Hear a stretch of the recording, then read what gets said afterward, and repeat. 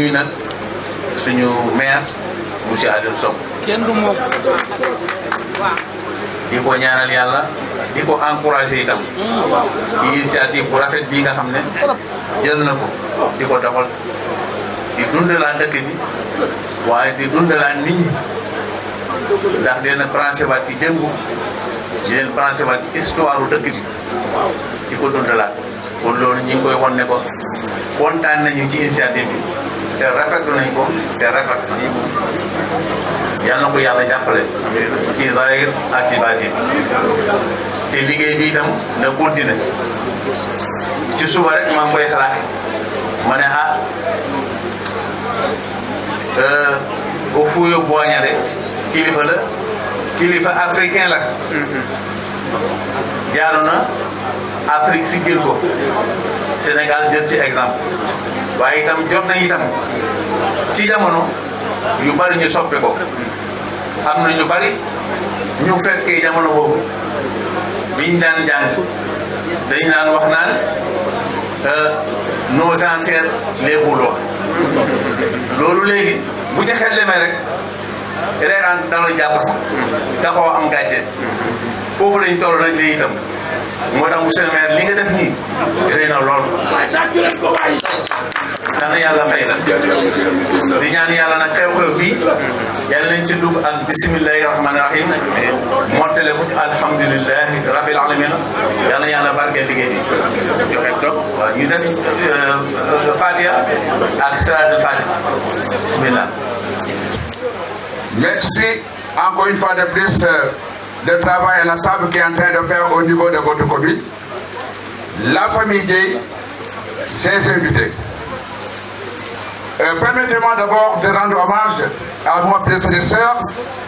frère Elhadji Abdelkader Camara, premier délégué de quartier, ex-10e réel, Carrière et Escale. Prions à son âme. Vous me permettez de vous transmettre des salutations chaleureuses et fraternelles des populations des quartiers ex-10e réel et Carrière. En leur nom, je vous souhaite la bienvenue. merci Le choix porté par la commune de Thiès-Ouest à un fils de Thiès, frère Elhadji Amadou Gueye, pour le baptême de la rue 13 du quartier Carrière et la consécration d'un homme qui a consacré sa vie pour le bonheur des populations. Je ne serai pas terminé en ce mois béni de Ramadan de vous inviter à prier pour la paix de frère Elhadji Amadou Gueye. Mesdames, Mesdemoiselles et Messieurs, honorables invités, des voix plus autorisées que la mienne vous feront découvrir dans quelques instants les immenses qualités de cet homme. Je vous remercie de votre aimable attention.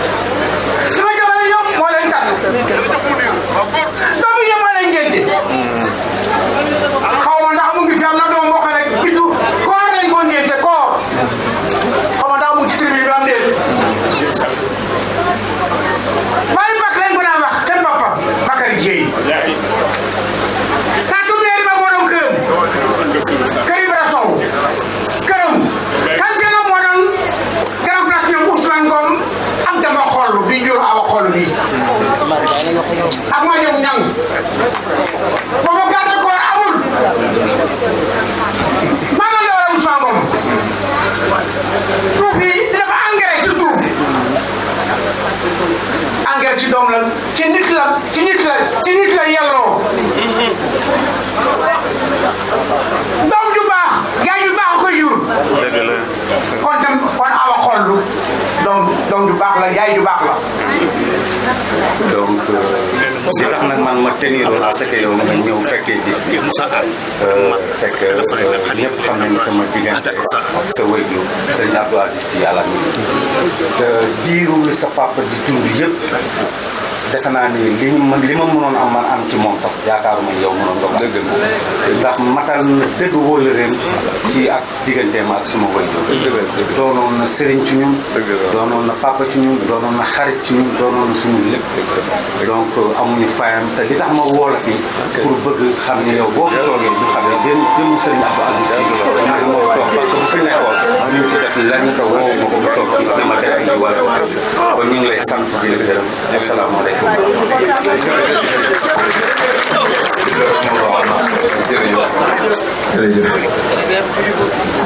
أعوذ بالله من الشيطان الرجيم بسم الله الرحمن الرحيم mbokk yi fi daje asalaamaaleykum wa rahmatullahi taala wa barakaatuh. maanaam bala nga baal ma sama sëriñ nga sama doom nga transport jéey bu amee yàlla ak sëriñ Abdou Aziz Al Amine moo tax toog na 2 ans transporté hydrocarbures bi Sénégal yëpp di ko xeex man ma nekk xaritam depuis 1963 di ànd ak sama El Hadj Abdou Aziz 24 heures sur 24 di ànd ak sa papa 24 heures sur 24 bi mu amee problème boobu bañ sonn ma waxtaan ak góor gi ma waxtaan ak sa maam ne ko léegi daal amul dafa am problème transporteur Sénégal yëpp dañ koy xeex mu bañ a am société de transport hydrocarbures ndax ñoom ñëpp bëgguñ kenn dugg ci moo dama xamal quoi moo dama bëgg nga yónnee ci président wala nga yónnee ci Jean Collin su fekkee mën naa nekk mu ne ma doon kañ la ma ne ko yàgg na 2 ans yi nii mi ngi ci doon mu ne wax na danaa yónni Moulay moom Moulay war a doon moo dana ci waxtaan Moulay mu sëriñ Jean Collin bi ma waxtaan ne Moulay ba yónni fi Jean Collin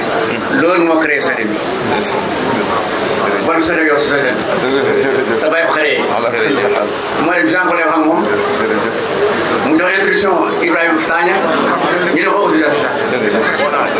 loolu laa bëggoon xam pour nga xam ne lii sa sët la yow yaa xam na xam naa ne yaa ko moom sax asalaamaaleykum. waaleykum salaam. mbokk yi fi daje ñu ngi leen di nuyu di jiital imam Moussa Ndaw bii doon wax fa mu nekk ci biir koñ bi moog sëriñ Abdou Aziz ñoo seq liggéeyu diine ba sëriñ bi jóge fi dem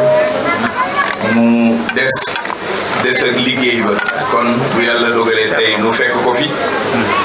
mu ubbi jataay bi ubbee ko ñaan yi mu ko ubbee ngir yàlla wóllëre ak dëkkaale danañ ko nuyuwaale al aima ilimaan yi fi teew yëpp nuyuwaale itam mbooleem ku fi teew di mbokk di wóllëre di am di jàmm rawatina waa quartier bii nga xamante ni Escale Carrière ñoom ñëpp ñu ngi leen di nuyu itam famille yu Amadou Dieye jiital ci seen waajur wu tedd wi di soxnaam Awa Xol waaye nuyuwaale itam mbooleem li muy njabooti di njabootu fa Amadou Dieye jaajëfal leen ci occasion bu rëy bi nga xamante ni yonent bi dafa wax ni doomu aadama nee na bu génnee adduna léppam dana dog ba mu des ñettam sarax bu mu saraxe woon te sarax ba dana des ak moom ba ca biir bàmmeelam dellu des ak njabootam ba keroog ñuy jeex nee na itam des na ci moom jëfam xam-xam bu mu wax wala mu jëf ko bàyyi ko fii ba bufte di wal dañ cay jëriñu nee na itam doom ju mu bàyyi mu dese ko di ko ñaanal nee na ñett yi nit ku juddu ba fekki boromam léppam dana def ñett yi waaye tey mën nañoo wax ni njabootam bu tedd gi bis bii nu defal seen waajur ci weeru solennel bi di Ramadan ci bëccëg bu am solo bi mu def ko mu delluwaat revisiter seen dundu waajur jëfam liggéeyam melokaanam taxawaayam doxalinam ay wëllëreem seede loolu yaakaar naa ni ku ko defal sa waajur fa mu nekk xolam set yal na leen yàlla fay te yeggali seen liggéey bu yàggul loolu recevoir naa seen ndey ju tedd ji ca Tiwaawan mu ñëw ca daara ja indi fa lu ama am solo ci ay ndimbal jëmale ko ci xale yi ndongo yay jàng ca daara ja loolu yëpp dafa bëri lu mu ëmb ci sens ñu ñaan loolu yëpp yàlla na ko yàlla delloosi mu nekk barke di sutura di wér ak wérle ci ñoom mottali leen seen yoon musal leen ci bépp ndox témoignage bi may wax nag du bari defe naa mën nañ ko tuddee un témoignage post-mortem pour mon feu père Serigne Abdoul Aziz Al Amin quartier bii la dëkkoon di Escale. Moi j'ai fait l'école primaire et l'école secondaire au collège Saint-Gabriel et au collège Saint-Augustin de Thiès. kon li may wax war naa mën a nekk un témoin ci relationnel bi doxoon diggante feu Amadou Dieye yal na ko yàlla dolli leer ak Serigne Abdoul Aziz ñi nga xamante ni wëllëreem la woon soppeem la woon sëriñam la woon defoon ko waxandoom defe naa lii sunu baay bi Baye Cheikh Niang wax mën nañ ko nangu bu wér-wér digganteem ak Serigne Abdoul Aziz ñoom it ñu teniroon lool pour que et li ma wóor it mooy Serigne Abdou bu ko fekkoon muy dund fii ma taxaw du fi yable moo fi ñëwal boppam ngir cofeelam ci seen waajur bu tedd wóllëreem ak li mu nawoon ci nit mu di courage Serigne Abdoul Aziz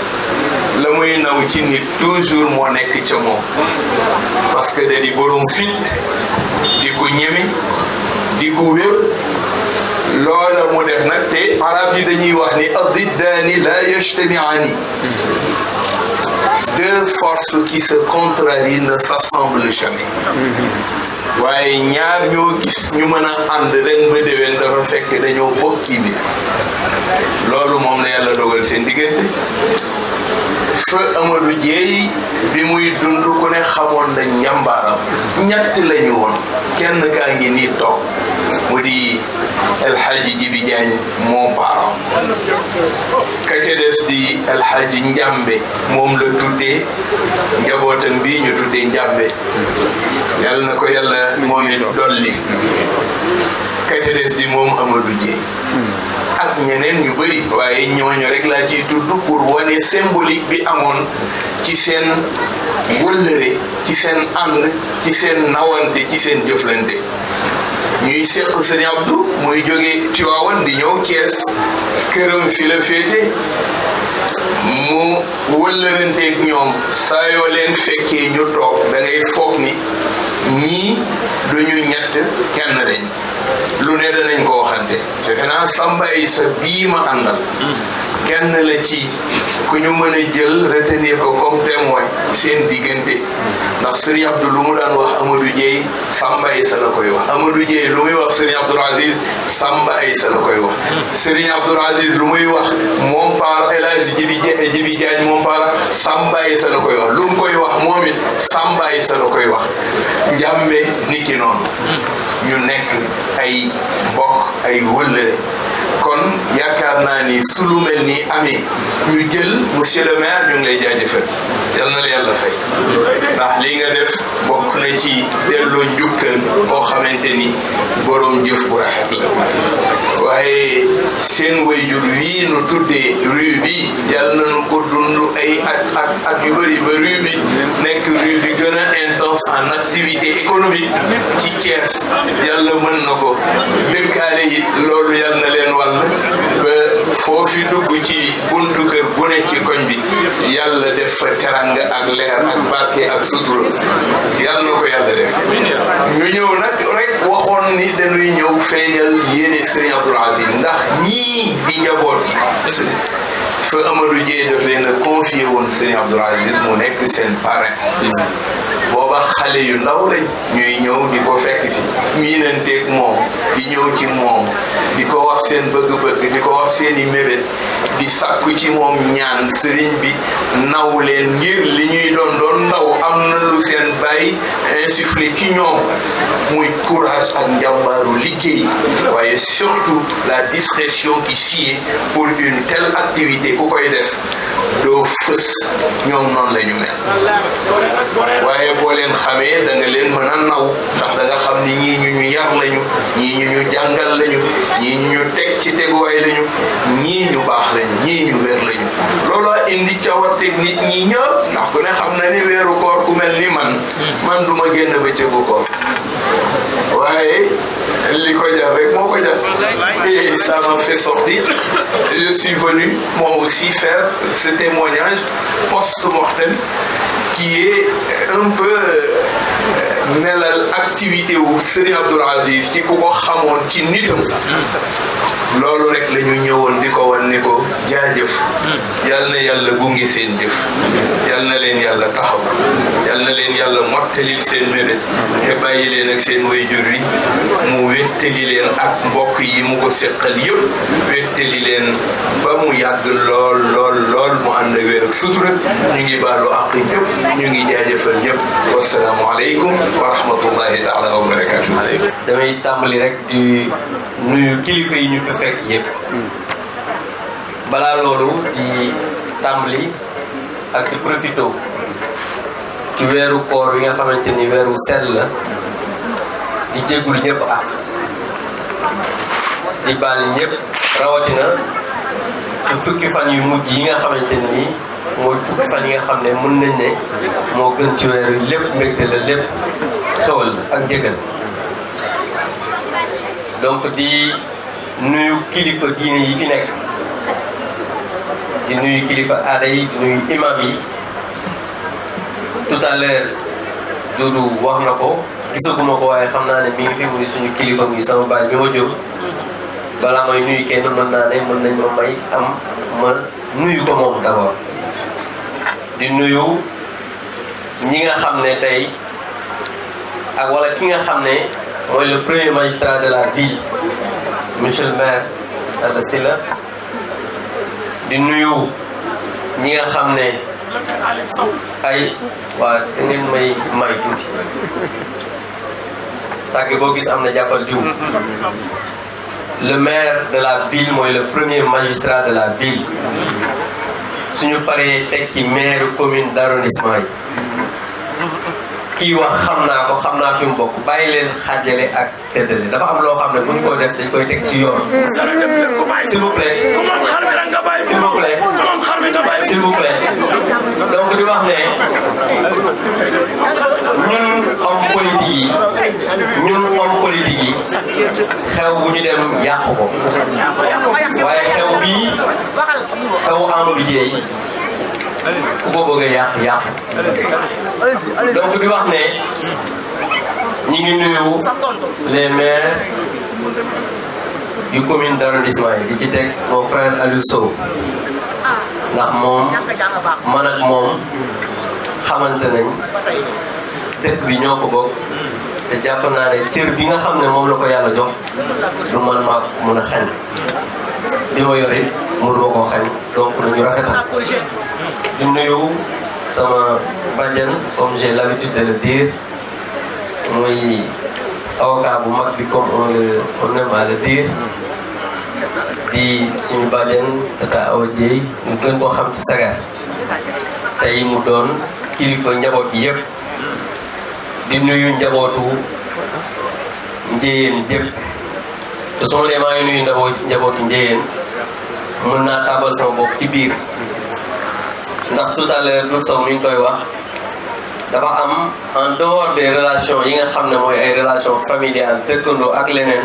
lu ma lié ak cette famille là parce que kër gi nga xamante ne nii fa la ñëpp fekk baax muy kër maam Astou Dieye non seulement moom sama kër bàyyi taxaloo waaye man ci biir kër gi laa juddoo parce que ku ne xam na ne suñu maam Astou Dieye matron la woon da daan réew yi am na ñu juddoo dispensaire ñi hôpital mais man yàlla def na ci biir néeg ba nga xamante ne ni tey jii suñu bàjjen fa la dëkk fa laa juddoo donc loolu c'est une relation boo xamante ne ni doomu aadama mënut koo dindi muy Coly di Cheikh ak ñeneen juddoowuñu fa ñoom seen maama moom kër ga naam te ñoom juddoowul ci kër ga Coly dëgg la yàgg na suñu oom yëpp moo ko yàgg ndax bi ñu nekkee xale moo ñu daan dawalal trotto parce que jàmm gën tali ba fa nekk tali bu ñuul tali bu xonq la woon suñu bàyyi Cheikh Dieye bi mu nekkee député moo ko fa defoon Coly bu musaana ñëw Cheikh moom dafa mus a nekk nit koo xam ne nit ku dal la comme ni ñu ko xamee mais Coly kuy nekk xale nekk jàmm gën am ay oom xooli na ko ndax dawal trotto xam naa nag loolu ñu bëri xamuñu di wax ne am nañu mbégte lool fekkee li nga xamante ne nii mooy cérémonie tey ndax lii boo gisee mu bëri mbooloo tey c'est parce que li ñu def nii tey jàpp naa ne le maire def na loo xamante ne nii mooy li ko war doomu aadama yëpp am nañ ci mbégte te monsieur le maire ñu ngi lay sant di la gërëm bi ma dajee ak Cheikh dafa ne ma le maire de la commune Thiès Ouest dafa am allée bu nga xamante ni daf koy tuddee suñu pap ma ne ko loolu de Thiès gépp la ko defal defalu leen ko ndax ku xam Amadou Dieye xam ne nit la koo xamante ni pendant toute sa vie il s'est battu pour cette ville il s'est battu pour sa famille il s'est battu pour toute sa communauté donc jàpp naa ne monsieur le maire Aliou Sow boo defee lii tey dañuy wax ne gàcce ngaalaama def nga li nga war a def personne ne viendra ici di wax ne lii kat maire bi def war ko def et Aliou ak loo mënoon def avant tey li nga def nii tax na tu vas encore une fois de plus entrer dans l'histoire de cette ville. Et loolu dafa am solo parce que les hommes passent, les institutions demeurent. Mais l'histoire retiendra que cette rue a été inaugurée par le maire Aliou Sow sous son magistère le Amadou Dieye ñu tudde ko rue fii ci Thiès. loolu ba àdduna di tukki monsieur le maire bi et loolu moo am solo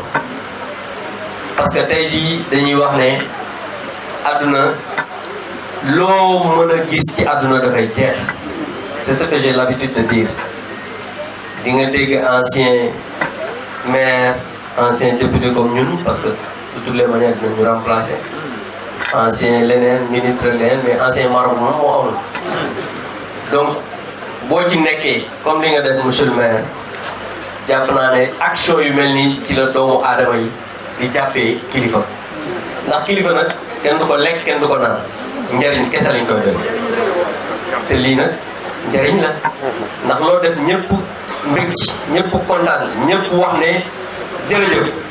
monsieur le maire encore une fois de plus toutes nos félicitations et nos encouragements yàlla la yàlla jàppale yàlla la yàlla gën a kattanal bien que wax naa la ko chaque jour moo wax ko Pape Diop ne ko maire yi di ñëw nag damaa bëgg ngeen abal ñu gañe leen chaque jour moo wax ko kii voilà gars yi nee nañ du am Nguri nee na du am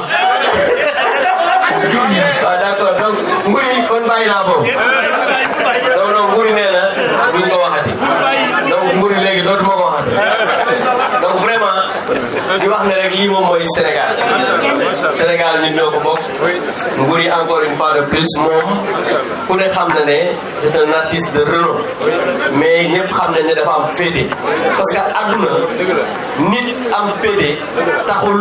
ñu jëppi la parce que àdduna dafa doon loo xamante ni ku ci nekk mën nga féete fu ne mais lii bu amee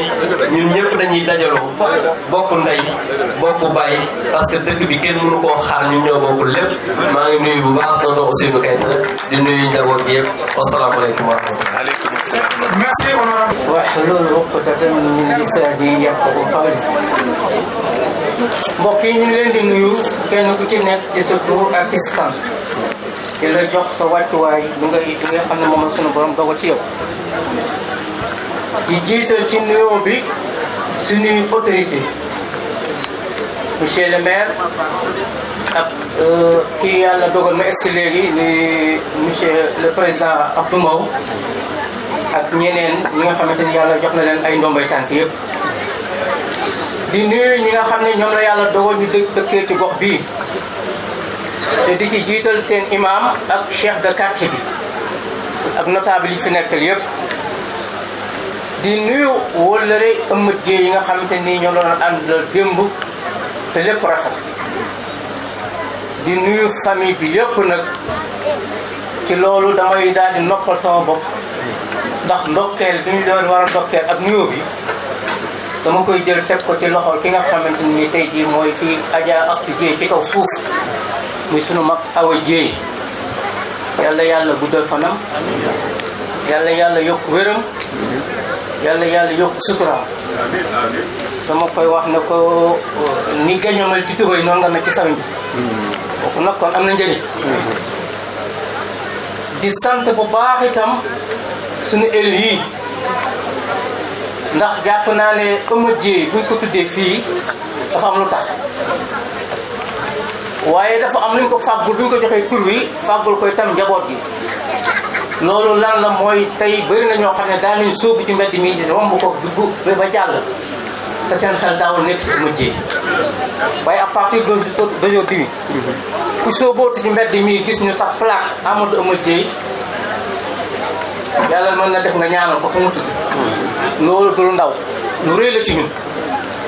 mieux am na ñoo xam ne dinañ passé foofu dinañ ko ñaanal ba ñaanal njaboot gi mu bàyyi ginnaaw loolu njaboot gi mënuñu ko fàggul seen bopp monsieur le maire yéen bokk na ci li ngeen fàggul ñu ngi leen ciy sant bu baax di leen gërëm dina ñaan yàlla di jaar fii su Abdou Mbow jaar léegi ñaanal leen marqué ngeen seen empreinte ñu ngi leen di ñaanal projet yi yëpp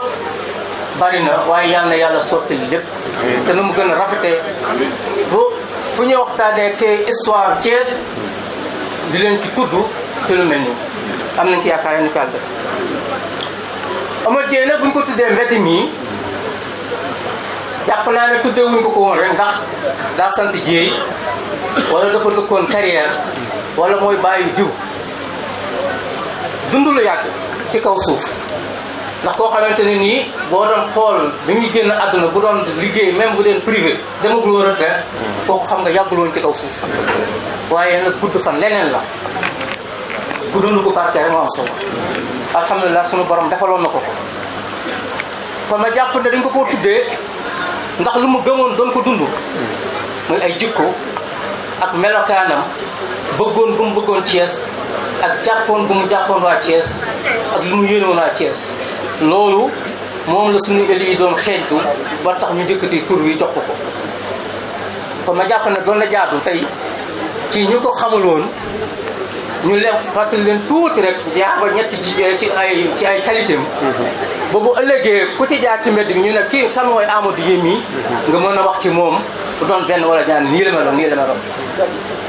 Amadou d'abord yàlla defoon ko muy jullit mu gëmoon lool li mu doon muy jullit gi te mu lu wér ci moom da nga daan ñëw ci moom timis boo xëcciwul fa ngay jullee gee tooga ñu julli toog naa nit ñoo ko Amadou bàyyi ku ñëw nga ne ko nim julli di nga julli loo ba julli loo koo xam ne bokku ci dina ci ndax bëgg julli mbooloo weeru koor lañ nekk da ndax mu ne ma élage mu ne ma day bëgg naa bu ñëpp yi sottee umra bu nekk weeru koor bu ne ma dema umra ji mu ne ma Laylatul Qadr Médine beneen at loolu la daan wax kon kooku bëggoon na diine ànd nañu àjjuma jot ñu tukki bi ñu jullee jumaa ba pare Dakar mu génn mu ne wax su ma sañoon àjjuma du ma ko tukki ndax waaj bu doon waajale julli jumaa mu sañoon Kees rek la koy def kooku ma doon Ama Dieye ci wàllu diine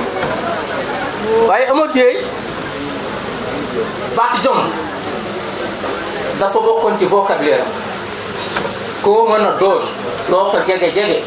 bu ñëwee kii amul jom keneen mooy wax say wax Ama Dieye pare na ci yow waaye koo mën a doon bu ñëwee kii da ko am jom la xëcc na la tax ci kawam di la conseiller di la jox lépp loo xamante nii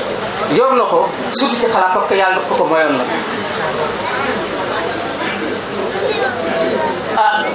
ci loolu jom boobu bëgg nit am jom daana ma wax mu ne ma boo amee sa doom da nga koy tàmmal am dama jox sa yaay diw am demal nga jox sa papa diw xale su màggee ci loolu dina am jom waaye sa doom boo ko tàmmalee am demal sa papa diw jox la demal sa papa diw jox la demal sa yaay diw jox la su màggee ñàkk jox loolu li ñuy déggee mooy képp ku ñaan am dama joxe diw war ngaa xam ne kon da nga war a joxe kuy joxe nag ku tudd joxe wax am ku amul doo joxe te balaa am yoon wi gën a neex gën a jub pour am mooy takk liggéey mooy jom ji loolu la doon loolu la gëmoon loolu la doon incarné wërsëg bi ko suñu borom joxoon tam jàpp ne da ko war a utiliser dimbale ci ñi ci war a dimbale waaye nag muy teraanga boo xamante ni doo ko toog rek jox ko du ko xool loolu li ma ci waxoon benn bis ak man dañoo toog mu dema élage mu ne ma xam nga àdduna carte biscuit la ma ne ko lii loolu man ma xam nga booy carte biscuit léeg-léeg da ngay gaje ba biscuit bi jallu sa kanam mu ne boobaa dañ ciy lekk da ngay carte waaye di continuer léeg-léeg nga sax ñaar léeg-léeg nga sax ñett bu carte gi wëlbatikoo ñu gañe leen lekk tal yëpp pertatoo mu ne ma àdduna boo fi nekkee di liggéey yàlla ma ne la gan fekke lekk lu baax wut ci yére yu baax di ko sol wut ci kër bu baax boo dëkkee wut ci oto bu baax xajee nga teg ko ci boo ëllëgee lu yàlla dogal nga xam ne loolu dafay fekk ko loolu war na taxoon na ku ko xamoon ku ne gis nga élégance am ay élégance am kenn mënu ko natt waaw dafa daan nekk koo xam ne boo ñëwee sax baa ngi tooñ sànq ma ne bis bi da nun na borom ndax macha allah ñëpp a taxaw xam waaw loolu la borom nag bëggoon boo ñëwaan da lay niit ci kaw ba ci suuf boo solee lépp jaar yoon man sa waay xaru woo tey de waaye lu ci dem mun na da ngay xaru rek dafa bekkoon ku safaroon nag am fulla lool nag waaw ku sincère yàlla defal relation ak nit ñi nag génération boo gis Ama Dieye amoon na ci ay xarit ay wëllëre boo toogaan njataayam ku nekk la fay fekk waaye li ci gënoon impressionnant mooy ñi nga xamante ni des fois nañoo baal du bëgguma jaar ci tur yi mooy ñi nga xam ne seen xel dafa sax manqué dañu ñëw fekk ci fekk si Ama Dieye mu ne te du tee day nekk di wax ak ñoom di waxtaan ak ñoom di jëli di xool li nekk seen xalaat xale yu ndaw yi yor seen i pot di yalwaan dañ daan daw di laxas ci kaw dañu ànd benn jour ñu ñëw ba avenue Léopold Sédar Senghor benn takkusaani suuf la ñu toog ba ci àggal ma gis xale yi taw traversé fu nekk damaa tiit ko ragal ne oto bi dina laal kenn ma ne lii la na mu teere ma ne ma sama gars yi la da daan yett loo xam ne da nga yaakaar dina bënn poche xale yi taalibe yi wër ko nekk dañoo ñëw fii ci station bi gisuñu ko te gisuñu ko woon ci suba gi xale yi keroog dañoo xalaat dañu rendre produit yi heureusement ñu dajeeg moom ku mu laa ma jox la nga ne ko doo ma jox lii joxoo ma woon ci suba doo ma jox lii joxoo ma woon ci suba da leen a wutoon ay surnom bul ma fontoo kum ci yaa kum ci gisul dala laaj kooku moo doon demoon ci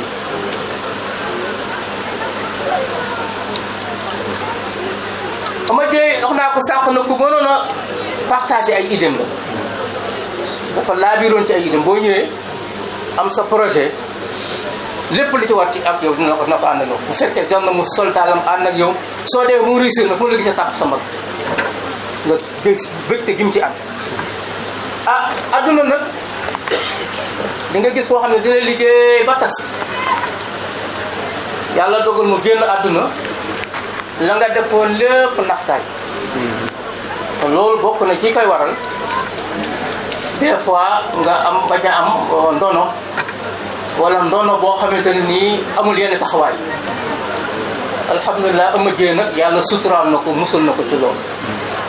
ndax d'abord ñi njabootam mooy soxna wala doom ñi ko yàlla dénkoon li mu njëkkoon def mooy daf leen nawloo woon ama jee ko nawloo woon njabootam ay doomam ak ay soxna mu jàngal leen diine teg leen ci yoon xamal leen ne jom xamal leen luy liggéey rigueur la amoon ci liggéeyam alhamdulilah loolu nag résultat bi ñun ñëpp gis nañ ko kenn ku ci nekk ci ñun ci ñi ko miinoon tey jii boo jàkkaarloo kenn ci njaboot bi ku xamoon Ama Dieye di nga xam ne kii kat jël na jikko sàngam ci Ama Dieye ku xamoon Ama Dieye laa wax koo dajeel ci njaboot gi muy góor muy jigéen di nga xam ne kii jël na jikko sàngam ci Ama Dieye loolu mooy lu am solo ñu leen di ñaanal loolu yàlla na sax wàcc te gën yàlla mi nga xamante ne nii mooy def lu ko soob yàlla na ko soob mu guddal seen fan lool yàlla na ko soob mu may leen wér yàlla na ko soob mu sàmm leen te ku mu sàmm mu mucc yàlla na musal leen ci lépp lu bis ba ak balaa ak lépp lu ko man nag maa ngi jégalu ñëpp ndax dafa am lu ma gàllankoor foofu laay tëjee dama dégg bis sunu maam ju baax ja sëñ Abdoul Aziz Al Dabakh muy wax ci magam sëñ Babacar Sy radiyallahu taala anhuma muy wax cofeel bu mu ko ëmbaloon bay misaal mu ne bu fekkoon ne dañoo jël balance teg cofeel bi mu ëmbal sëñ Babacar ci benn côté cofeel di yeneen nit ñi ëmbal sëñ Babacar yëpp ñu teg ko ci beneen côté balance bi dina basculé wu jëm ci côté man nag loolu daf maa daj ci kii ñuy waxtaane tey ndax ku ma xam sax xam ne du ma lu ma yàq mbooloo waaye du mbooloo lay waxal ay dafa am ku ma jàkkaarloo wala kooku lay waxal ku mel noonu nag lu mel noonu bu la dalee ci moom booy wax ji mën naa déborder wax ji mën naa ëpp waaye ngeen jàppee ko déggee ko ni ngeen toll te bañ koo déggee kii wax ak ay manquement maa ngi nuyu ñëpp di ziyaare ñëpp di jotal ñëpp nuyoo rawatina nag sunu njaboot suñu waay bi fi jógee bu yàggul Alaaji Abdou Aziz Dieye doon kenn ci moom moo fi jógee léegi motul weer yàlla boole leen yéen ñëpp ci biir àjjana ji kenn ko yàlla def asalaamaaleykum. Monsieur le vice-président de l'Assemblée nationale, Monsieur le maire de la commune CS-Ouest, Monsieur le procureur, Monsieur les chefs religieux, chers parents, mesdames, messieurs, honorables invités. L'événement qui nous réunit aujourd'hui est l'occasion de rendre hommage à Feu Amadou Dieye, arraché à notre affection le 13 octobre 1995 à Thiès. Je suis profondément touché par l'opportunité qui m'est offerte de prononcer ce discours au nom de la famille Amadou Dieye que nous célébrons aujourd'hui à titre posthume. Car cette rue qui abrite cette rencontre sera dans quelques instants baptisée au nom de Amadou Dieye. Vous devinez aisément à l'entame de mes propos la fierté qui m'habite, mais aussi le plaisir de la partager avec vous. Monsieur le maire, mesdames, messieurs, vous conviendrez avec moi qu'il est difficile de parler de son propre père, a fortiori s'il n'est plus de ce monde. Mais seul Feu Amadou Dieye est à l'honneur aujourd'hui, comme seul Feu Amadou Dieye est à l'honneur aujourd'hui, parler de sa modeste personne, mais un devoir. Mon père est né en 1941 à Thiès. Il a grandi au quartier Bayal Koudjabadja. Il est décédé en 1995 à la suite d'une courte maladie. Inutile de vous dire donc qu'il n'a vécu que 52 ans. Il a débuté sa carrière professionnelle dans l'enseignement en 1965 à l'école primaire de Popenguine, puis à l'école d'application de base aérienne et à l'école Tahikaou. En 1971, il quitta l'enseignement pour se mettre à son propre compte. Dans cette reconversion, il prit la gérance de la station-service Total Route de Dakar, avant de créer 23 ans plus tard sa propre société de transport d'hydrocarbures du nom de Transport Amadou Dieye, en abrégé TAD. Mon père était un homme profondément croyant et pratiquant de sa religion musulmane. D'une nature généreuse, courtoise, très affable, mon père était très attaché à la ville de Thiès. Un amour filial pour cette ville à laquelle il était viscéralement attaché. De son vivant, je ne me souviens pas l'avoir vu passer la nuit en dehors de Thiès, à part bien entendu ses voyages à l'étranger. Il s'est battu durant toute son existence pour rendre heureuse sa famille, mais aussi et surtout pour lui inculquer les valeurs qui constituent le socle d'une bonne éducation. J'en profite pour rendre hommage à ses épouses qui lui ont rendu sa tâche facile. Il aimait ses enfants, sa famille, ses amis et accordait beaucoup d'importance à son prochain. Pour ses épouses, ses enfants, il fut aimant et protecteur. Un père exemplaire, mais très tôt arraché à notre affection. Pour ma part, comme je l'ai dit plus haut, il m'est difficile de parler de mon défunt père, de peur de tomber dans des travers. Mais j'ose affirmer avec force que sa vie de cinquantenaire aura été bien remplie, pour ne pas dire qu'il n'a pas perdu son temps. Mon père a, durant son existence, mené le bon combat, le combat du travail bien fait, le combat de l'honneur, le combat qui est à l'origine de sa consécration du jour. Cher père, voilà que vous vous retrouvez au milieu des vôtres, des autorités de votre ville, des parents et amis célébrant une partie des fruits de votre inlassable labeur. Nous ferons de notre mieux pour ne pas vous décevoir, en portant haut le flambeau que vous avez allumé durant les chantiers de votre terrain de prédilection, je veux dire le secteur des transports. Au nom de toute la famille, je voudrais vous dire merci, cher père. Nous sommes fiers de vous. Monsieur le maire, pour finir, je voudrais vous exprimer toute notre gratitude pour ce geste ô combien gratifiant et historique que vous venez d'accomplir. Le conseil municipal de Thiès-Ouest, en rebaptisant cette rue au nom de ce digne fils de Thiès, nous fait un immense honneur. Par ma voix, ses épouses, ses enfants, petits-enfants, parents et amis vous adressent leurs vifs remerciements tout en vous réitérant leur engagement citoyen envers la ville de Thiès. Nous vous en resterons éternellement reconnaissants. Je vous remercie de votre aimable attention.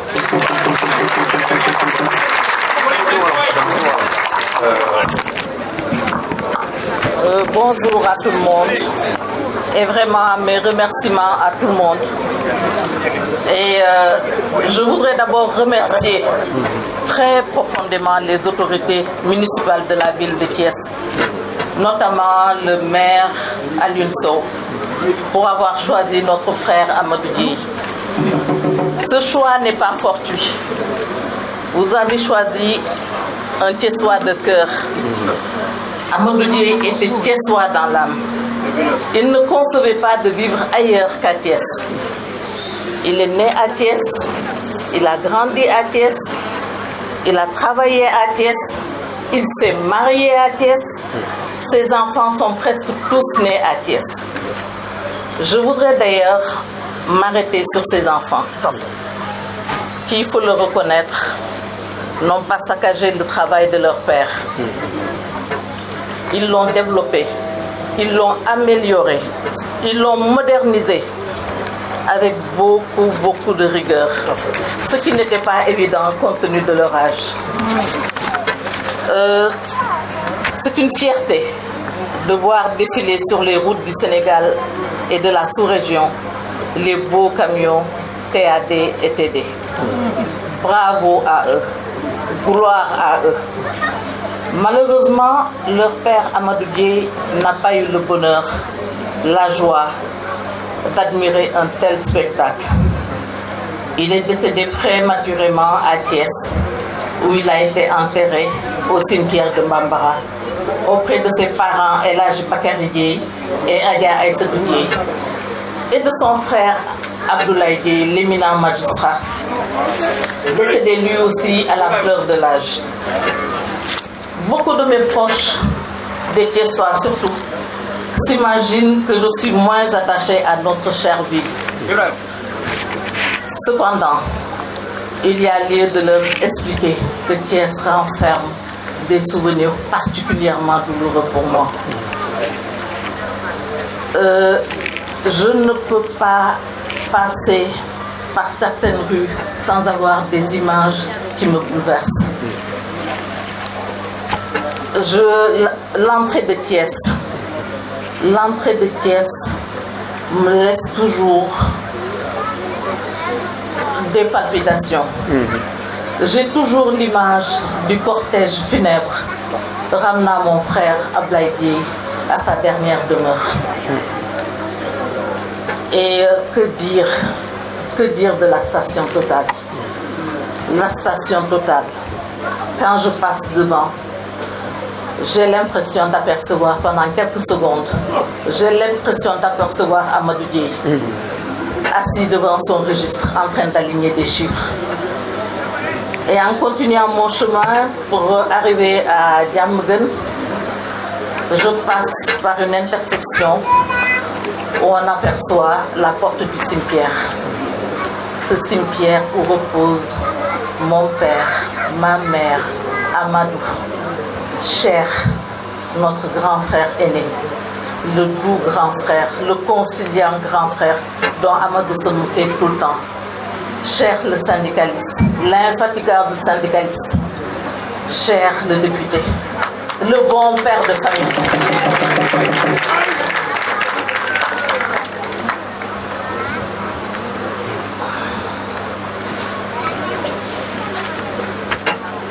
Mais Amadou Dieye, on ne peut pas finir de parler de Amadou Dieye. Amadou Dieye le vaillant, Amadou Dieye le visionnaire, Amadou Dieye le travailleur, Amadou Dieye le plus que Thiessois, Amadou Dieye l'élégant, qui savait se faire respecter.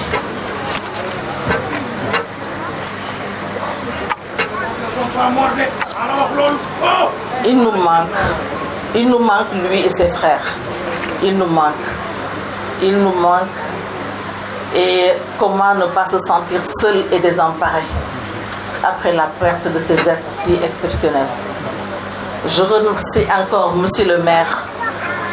de nous avoir permis de ressusciter Amadou Dieye pour l'éternité. Je vous remercie. Merci. أعوذ بالله من الشيطان الرجيم بسم الله الرحمن الرحيم رب اشرح لي صدري ويسر لي أمري واحلل عقدة من لساني يفقهوا قولي mbokk yi asalaamualeykum wa rahmatullah. Honorable député Abdou Mbow, Madame la ministre Maïmouna Sourang-Ndir, les anciens de l'administration territoriale, les gouverneurs ici présents, la famille Dieye, pour ne citer que Koli et Cher, mais je ne peux pas omettre mon ami et frère Papi, Kounek Ambefete, et dans la famille Momo Dismofé. Et ça, je le défends fait pour moi.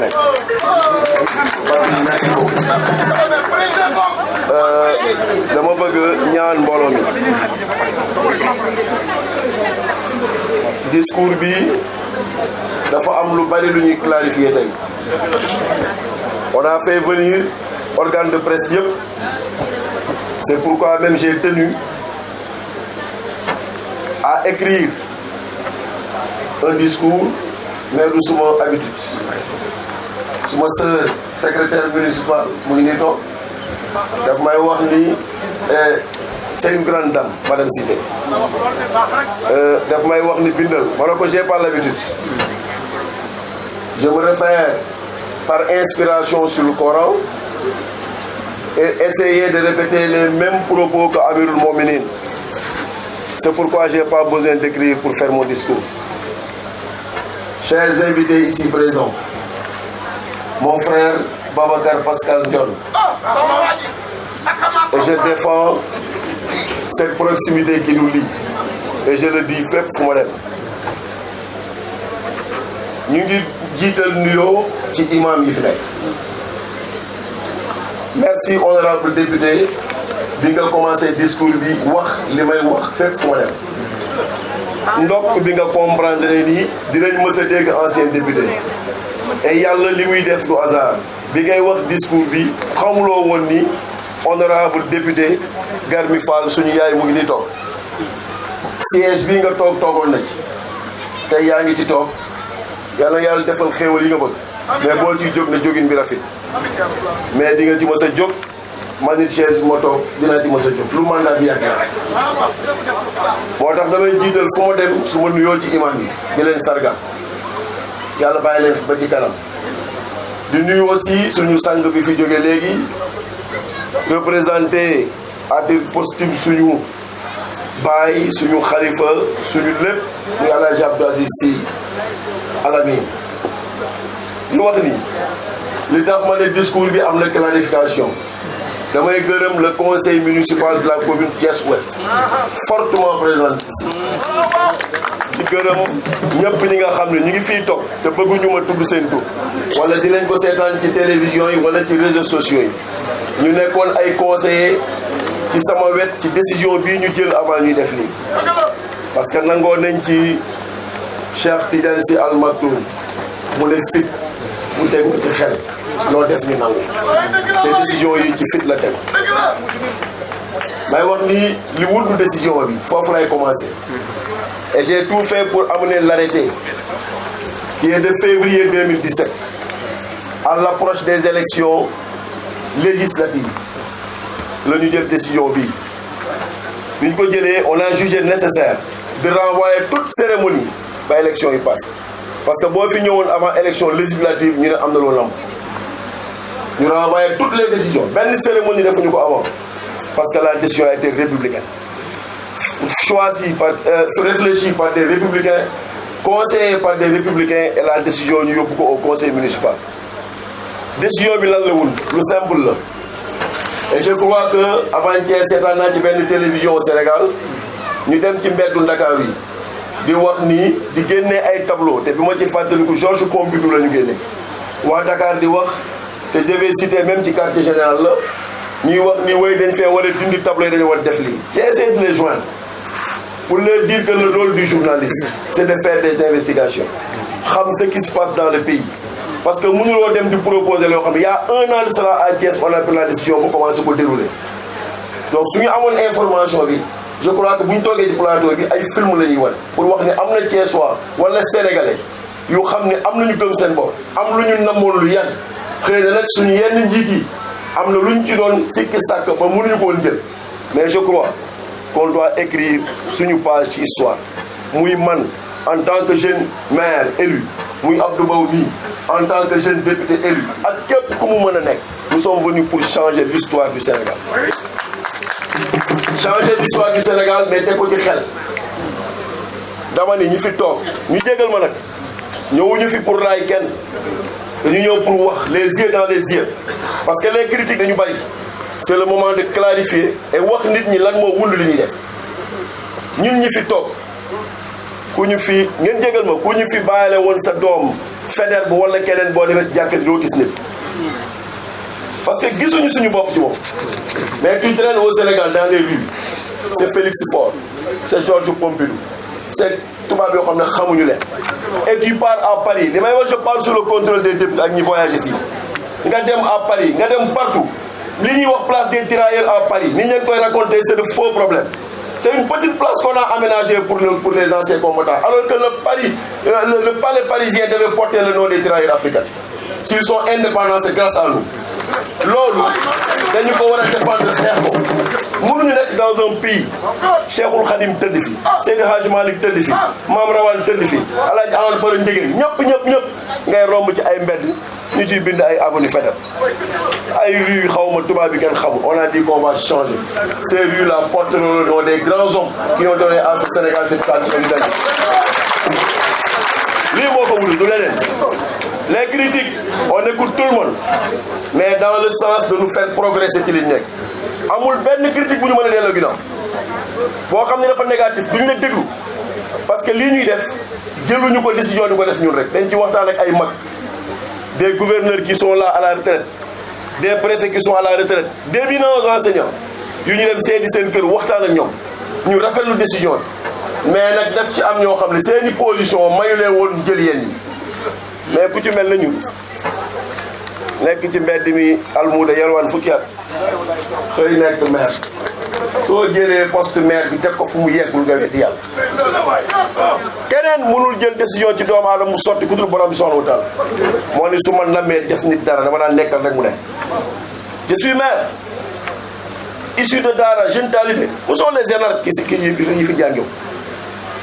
parce que loolu li ñuy def ñoom cëru àdduna la ñuy wut ak leneen mais cër bi borom bi moo koy joxe moo tax bu la ko joxee wala mu jox Abdouma wala mu jox ak keneen nga jàpp ni keneen mënu ko jël ci yow ko dul moom boo ko gëmee boo jël décision da nga ci ànd ak courage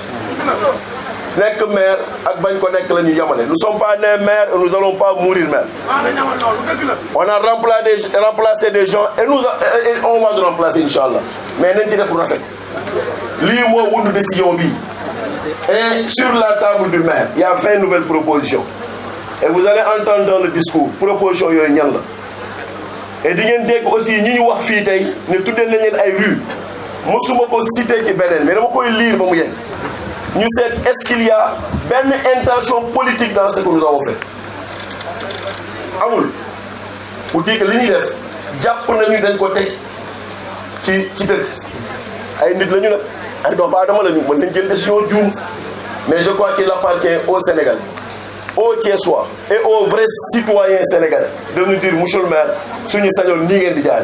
waaye lii baaxul yàq sa wax la xam nga ku lay déglu waaye man bokkuma ci l'esprit c'est ça c'était tout simplement suñu xale yi et yàlla baax na bu ma fekkee madame le ministre Maïmouna Sourang Ndir xam lu tax moom ci biir esprit bi Sénégal yàggul ñaata jigéen ñu baax ñoo tëdd Sénégal fii yéen a ngi wax léegi maam Jaaratullah ñaata la indi ci àdduna ku toll ne Cheikhul Khadim Sénégal du ma cité kenn ku bokk ku jege ci biir Thiès sax wala fenn mais jëleen exemple yàggul on parlait d'éducation et ñëpp xam nañ ne base réew mu dox éducation ñu jéggi fii Maïmouna Sourang Ndir jéggi fi avocat bi madame Dieye jéggi fi Mimi Touré jéggi fi Mame Madior Boye jéggi fi ñëpp dem jëli Rihanna indi ko di ko exposé suñu doon télévision yëpp di ko wane ça c'est une honte et les gens ont applaudi il fallait que les gens sortent leur dire que Rihanna du exemple pour nous il fallait avoir le courage de le dire que cette dame retourne là où elle est venue nous nos références ce sont ces dames là yi jàng tey bu dee ci diine nga dem seede ci këru diine yi ay nit ñu baax ñu ngi fi ay jigéen bu fekkee ay moyen moo tax ñu indi ko fi ñaar mënul nekk soo soxlooy moyen tubaab bi di nga bàyyi si li nga xam ne mooy sa wareef te loolu moo ñu dal crise de valeur suñu waxee dafa am ñun ñoo ko provoqué mais manque de référence et de repère amu fi y a des références dans ce pays ñooñu nag la ñu war a jël wane leen xale yi xam ne ñu mën ci kii la ñuy roy mais kii leen roy loo moo indi li xew Sénégal oui parce que on leur a dit que Rihanna est la meilleure du monde ku wane ne ko suñu réew mi yëpp ñëpp ne teg et ça c'est grave je l'ai dénoncé même chaîne bi ma ko def tegu ko parce que ça ne les arrange pas soo ko tegee ñu ne way lu tax ñu teg fii ça va frustrer parce qu'on a besoin de l'argent de cette fille là mais xaalisu kooku ñuy jël di ko wane mënuñu ko boole ak respecter li ñu suñu diine wax ak diine bu mu mën a doon loolu la ñuy fustiger ñun demal à Dakar on se reconnaît pas dans les rues de Dakar non sénégalais bu la ko wax dafay wax lu ko leer quartier yi fii xoolal ñi leen tuddee R100 parce que nee nañu dafa am tubaab bu fa nekkoon di liggéeylu rue yi nekk fii tubaab buy jaay sa cité Lamy général Lamy Pilo ah cité Pilo mais quand même soyons sérieux il faut que les gens réfléchissent à changer ce qu'il y a mooy dem ci koñ fekk fa nit bu baax koo xam ne amal na askan bi njëriñ damay encore décision bi teguñu ko ci njàng mu rëy boo jàngee ba yey say këyit ñëw ci koñ teg sa buntu kër amaloo nit ñi njëriñ xanaa ma jóge fi waaye kenn du la tuddee benn boo dee balekat amal askan bi njëriñ ñu jël la immortal nga wan lépp ne yow amal nga askan bi njëriñ ajuñu ko ci jàng mu rëy ajuñu ko ci alal je veux que ça soit très clair ajuñu ko ci jàng bu rëy ajuñu ko ci alal dañ ko teg ci principe pour wane ne dëkk bi xale yi fu ñu génn tey xale bu jaar fii laajte kan mooy Amadou Dieye mais dinañ la wax fan la jaar cursusam du lu extraordinaire yaru dans une famille modeste du moins rayantel boppam ba yegg fi mu yegg avec l'appui ak ay ñaanu waajuram kooku nit ñi war nañ ko mën def référence war nañ ko mën def référence dama ni pour romb statut Faidherbe gàcce ngay xool la preuve di nga xam ni kii moo duma say maam teg fi statut dem yoon te ku duma say maam boo ko mënul fayul doo ko wutal turandoo aucune rue du Sénégal ne doit porter le nom de ses parents pour le choix dañuy dem ci deuxième point bi mu choix yi dañu ni dañuy seet ci fépp fi nga xam ne ci secteur yi dañ koy jël enseignement jël dans le domaine de l'administration territoriale ñëpp ñi nga xam ne liggéey nañ fi lu tax biir Thiès li ñu jàpp ñun dans un premier temps ñu def ko et que je parle sous le contrôle du conseil municipal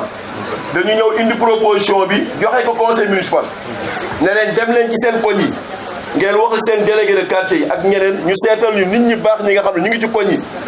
ak nag seetuñu situation sociale kenn mais jàpp nañ ne kii boo leen tuddee mbedd tey wala mu tuddee leen école wala mu tuddee leen poste de santé waa koñ bi dinañ gis seen bopp ci moom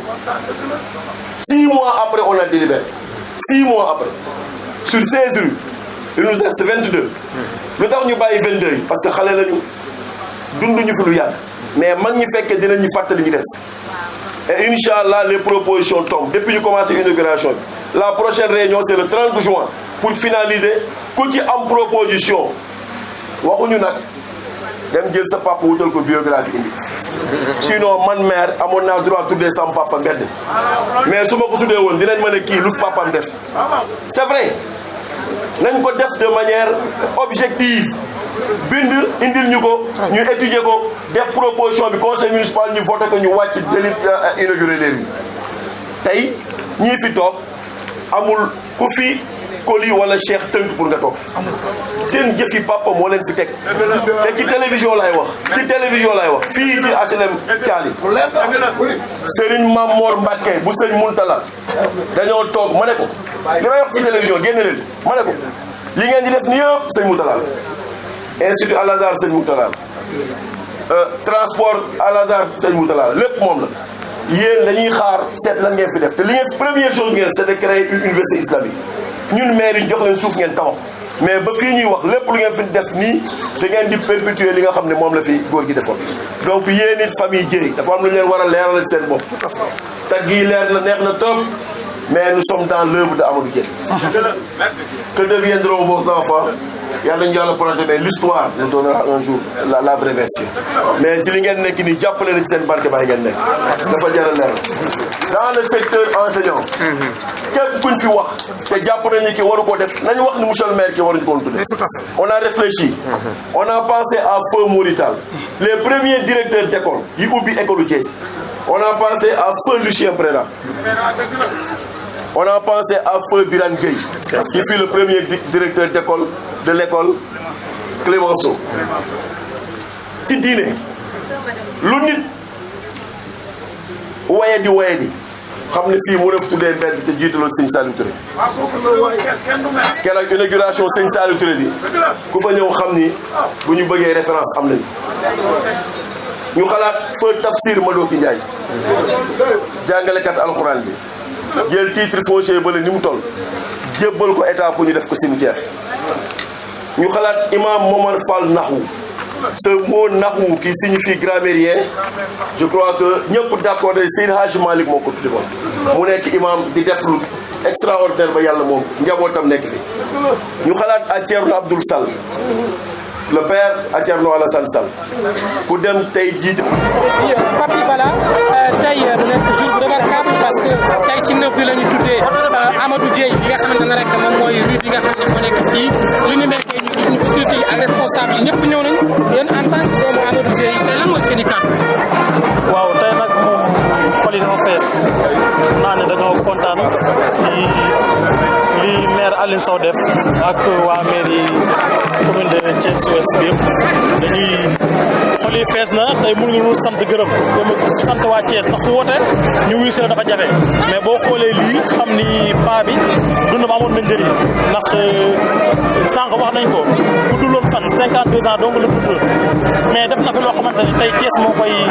koy fàttaliku di ko tuddee tali loolu contentement rek lañ ciy jëlee waaw. alors li mel mu bëri ay actions sociales yoo xamante ne ñu ngi koy dubbee fondation bi lu tamit ñu Corbillard Thiès mais également ay fondation Thiès Solidaire ñu nekk ci yëngu ci wàllu social mais également RSE li ñu mel seen taxawaay. waaw ñun nag loolu moom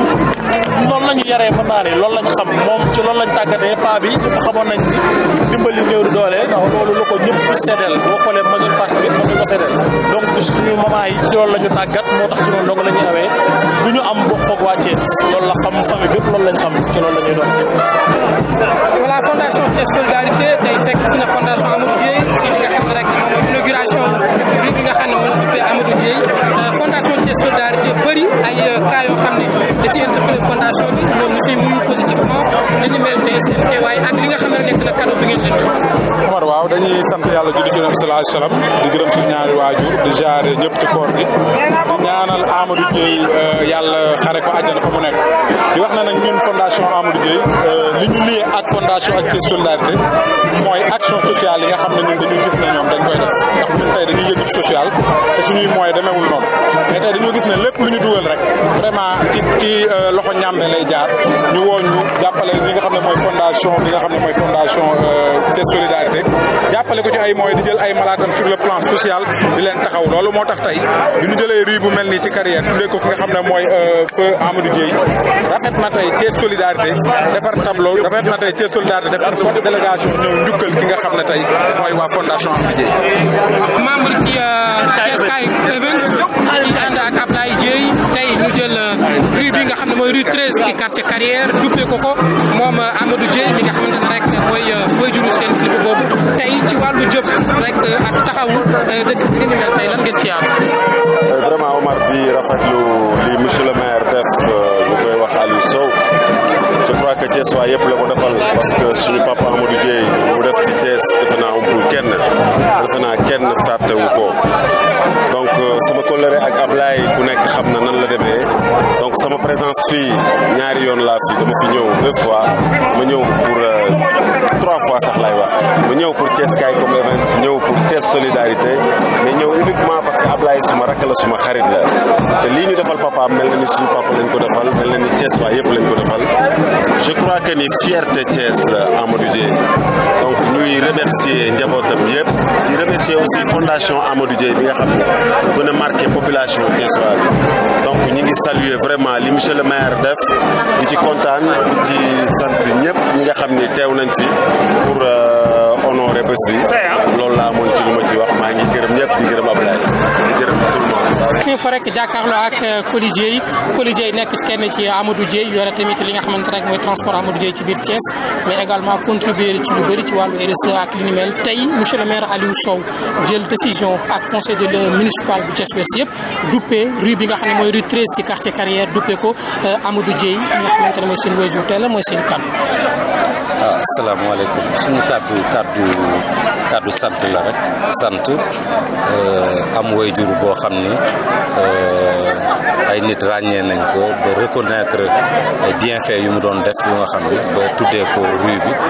pour ñun loolu c'est un honneur parce que xëy na comme li may wax rek wax ci sa waajur du lu yomb mais ñun xam nañ ban waajur la ñu amoon koo xam ne lim ñu inculqué xëy na loolu moo ñuy dimbale di ñu jàppale ba nga xam ni mooy éclairer toujours suñu yoon ci wàllu liggéey ak ci wàllu àddina donc nit la woon koo xam ne nag nit la koo xam ne suñu doon wax ci moom bon dinañ jël trop temps bu bëri parce que nit la boo xam ne ñëpp daal boole na la moom muy famille am donc nit ku rigoureux la woon ku am fulla am fayda nangu liggéey bëgg famille am donc nit la boo xam ne daal vraiment xam naa du wax sama wéju du yomb mais nit la koo xam ne luñ ko defal ak luñ ko tuddee rek c'est que mérité na plus. alors mu tamit mu nekk tamit li nga xamante rek mooy ay cas social yu bëri di am nit ñi dañu am ay jafe-jafe mais tamit RSE bi nga xamante ne yéen a koy doxal ci fondation bi ay corbillard yi nga xam ne def nañ ko Thiès mais également yeneen i jéego mu nekk rek loo xamante ne ci wàllu éducation wàllu santé gis nañ fondation ñëpp a ngi dugal seen loxo li ni mel ci wàllu pérennisation bi fan la ci fondation bi. en fait ñun loolu yëpp dañ ko bëgg a defee dans la continuité de l'œuvre de Amadou Dieye parce que société yi ngay wax yëpp ñun xëy na dañ ciy jéem rek di ci jéem a bay suñu wàll mais yàlla moo ñu ci jàppale ba fii mu egsi rek mu egsi donc xëy na amuñu ci mérite bu rëy donc mais wàllu œuvre sociale yi dañuy structurer li ñuy maye du ñu nekk rek nit ñaan ma génn sama poche may ko dañuy dajale lu ñu maye def ko ba nga xam ne li ñuy maye population de Thiès de entière dinañ ci yëg seen bopp ci li ñuy maye parce que boo mayee corbillard ñëpp dañ ci gis seen bopp boo mayee dara hôpital ñëpp dañ ci gis seen bopp te bugguma sori ci affaire lële social mais ci ay bànneex ak ay mbégte li gën a mag reste à venir parce que projet yi ñu am dañuy xaar la formalisation officielle de notre fondation mais y a beaucoup de choses yu nga xam ne am nañ yéene bi ci Thiès te incha allah di ngeen commencé gis prémices yi ci 2018 bi yoo xam ne dañ ko def loolu njëriñ loo xam ne pour population de Thiès bi yëpp lay doon. Merci beaucoup. Les places les plus visibles, les places les plus importantes doivent porter le nom. Je ne suis pas en train de prôner un divorce entre nous et l'Occident. Non, nous pouvons garder le partenariat, nous pouvons garder cette relation bilatérale et multilatérale entre nous et les pays, mais quand même que la dignité soit restaurée. Le Sénégal a trop perdu avec la colonisation, le Sénégal a trop perdu avec une forte présence des colonies françaises et même des colonies occidentales. Il est temps que nous, jeunes élus, que vraiment nous redonnons à ce cher pays, que nous redonnons à cette chère ville, oui, à d'autres villes, vraiment leur vraie image. Leur dire que vous avez des références, vous avez des repères. Là où le Sénégal, on crie partout que nous avons des problèmes de repères, nous avons des problèmes d'identité, moi je dis que c'est archi faux. Les références sont là, les repères sont là. Il suffit de les visualiser, il suffit de les immortaliser et d'écrire leur histoire, de laisser là cette page visible dans l'histoire des communes du pays. Et je crois qu'on aura plus à parler de problèmes de mœurs ou de problèmes de quoi que ce soit. waaw dañuy sant borom subhanahu wa taala bu baax a baax di sant yàlla mi ñu may nga am xalaat def ko ba tey ngay génte xam nga am doom di ko génte rek sant borom subhanahu wa taala ndax ñu bari fekkee wuñu tey bu ñu mënee jël décision biir proposition maire bureau municipal réfléchi ñu proposé conseil municipal secrétariat bi bind ko ñu yóbbu ko conseil ñu valider ko à 100% mooy ñu jël mbedd yi nga xam ne jàpp nañu ni ñun sénégalais ñoo ko moom ñun Thiès waaye ñoo ko moom ñu seet nag jëmb yi nga xam ne seen dund la doon sacrifier seen xam-xam sacrifier seen alal sacrifier seen njaboot uniquement pour jox Thiès wala pour jox Sénégal benn identité bi ñooñu dafa jar seen njaboot ñu xamal ne seen waajur kat li ñu defal ci lu baax ay la yéwén amuñu alal ju leen jox mais dinañ fexe ba Thiès yëpp wala Sénégal gi yëpp xam ne seen waajur lu baax la fi defoon moo tax tey ñu tuddee ko école bi ñu tuddee ko tali bi ñu tuddee ko poste de santé bi yooyu maam nañ dañuy dundalaat boobu nag mooy duñu dundalaat jëf ju bon ndax benn intérêt amatuñu seet koo xam ne amalul askan bi njëriñ koo xam ni kii ñu dem jël dañuy seet koo xam ni boo ko tuddee ñëpp ne commencé fàttaliku lu baax li mu daan def je crois que loolu mooy référence loolu mooy identité et je crois que ñun loolu la ñu nekk di def ñun nag li ñu jàpp mooy waxuñu am benn divorce entre ñun ak réewu tubaab bi bañuñu ko yàlla def na xëy na relation yi am na mais nag ñoom ñu ngi garder seen dignité dama ni man su fekkoon dañuy wax tey France je le dis devant toutes les dama ko ci organe de presse yëpp ne tey France bu doon dañuy rendre njukkal Afrique seen palais ba sax place des tirailleurs africains la waroon tudd mais même boo demee ca place dañuy def place des tirailleurs yi yem ci yan tirailleurs xamuñu ko mais dafa war a leer que dama ne palais ba sax dañu ko tuddee place des tirailleurs africains parce que tey ñun ñoo tax ñu indépendant ba mën a am ci yooyu su fekkee ñoom nag bañ nañu leen pour garder ñoom li ñu moom ñu nit li ñu moom nañ ko jël mooy lan suñuy mbedd suñuy tali parce que nag dafa rafetul mbedd Sénégal boo dox avenue Clémenceau rue Félix Faure Jean Jaurès place Faidherbe mais ana nit ñu baax ñu fi nekk dama jëlal ay Seydi Malick ay Mame Rawane Ngom ay Serigne Touba dama jëlal ñooñu mais ci biir dëkk bi rek ay Serigne Babacar jëlal naa ñooñu mais ci dëkk bi dafa am ñu baax ñoo xam ni place yu mag a mag yi fii ñuy wax tey avenue yu mag yi ñu jël ko tuddee ko ñu baax ñooñu seet mbedd yi nga xam ne moo jaar ci mbedd yi ñu tuddee ko nit ñu baax ñi fi nekk ak ñi nga xam ne defaral nañ dëkk bi lu baax vous vous rendez compte que tey les maires yi ma jiitu man nekkoon ay maire de ville ñenn ñi amul lu leen tuddee ci dëkk bi te ñooñu lu bu doon lu mu dee askan bee leen fi faloon ñu tey ñu war leen mën a delloo njukkal ana tey docteur Bathie lu mu fi deful ci poste ci santé lu mu fi deful ci kii man fekk ma fi infrastructure bu ñu ko tuddee loolu laa ñaawlu moo tax nag ñu jël mbedd yi tànn ay nit ñu baax te nag suñu mënoon am lu ñu gënal am na ci ay mébét yu ñu am mooy Serigne Saliou Touré tuddee nañ ko ay ak suñu papa Ablaye Diong dañoo ne ku dund lu bari dese lu tuuti ñu fexe ci seen dund ñu sargal leen ba seen njabooti xam ñoom ñu fekkee ko seral seen xol parce que loolu rek lañ ci am loolu moo wundi li ñuy def te commencé nañ ko bu yàgg am na at 2017 février la ñu voté woon délibération yi mais ñu jublu ci élection législative ñu ne buñ ko génnee dañuy jàpp ni élection moo tax ñu reporté ko bi mu jeexee nag commencé nañu te duñuy arrêté parce que lii nga gis fii tey vraiment lii moom kenn mënul am cérémonie bu ëpp lii Thiès yëpp a génn nit ñu baax ñu génn wax rafet lim daan def day tax ñun ñii nag nga xam ne ay élus lañu ak ñeneen ñi nga xam ne ñu ngi ci dëkk bi ñu jéem a teg suñu tànk fu ko ñuy tegoon pour que suñ fi jógee wala balaa ñu fiy jógee bu ñu mënee sargal ñu parce que loolu lañ fi am mais daal ñu jël vraiment des personnes de qualité des sénégalais ñooy li mu fi lim sànq les Mimi Touré les ay Mbow Penda Mbow du moins ay ñoom Maïmouna Soura mi ngeen gis fii ak avocat yi ñu wax ñooñu doy nañu référence suñu xale yi jigéen nekk Sénégal mais soo jéggaanee nag dem seeti ab tubaab indi ko fii mu indi fi loo xam ne kenn xamul lan la di sol robe yu manqué respect di ko génne suñu télé yi suñu kilifa diine di ko gis jullit di ko gis ñeneen ñi gëm di ko dama ne rafetlu ma ko ay Rihanna duñu ay exemple pour ñun au Sénégal exemple yi mooy nit ñu baax ñi fi nekk loo xool ci Rihanna lu ko rawan ci Mimi Touré loo xool ci Rihanna lu ko rawan ci Mama Dior Boy man loolu lay prôné te loolu may prôné ni nag jàpp naa ni tey commencé nañu sénégalais Thiès a commencé épouser cet esprit là parce que sur ma table j'ai plus de 20 et quelques propositions pour luy des pour infrastructure des pour que ñu tuddee ko ñooñu ñuy ñaan ne képp am xel mu rafet boo ñuy digal vraiment suñuy bul ubbeeku na pour que ñu accompagner ñu pour que lii daal ñu restaurer la dignité restaurer lépp li nga xam ne sénégalais ñoom ñoo ko moom ñu delloo leen ko ñu commencé par Thiès mu nekk un exemple pour tout le Sénégal merci.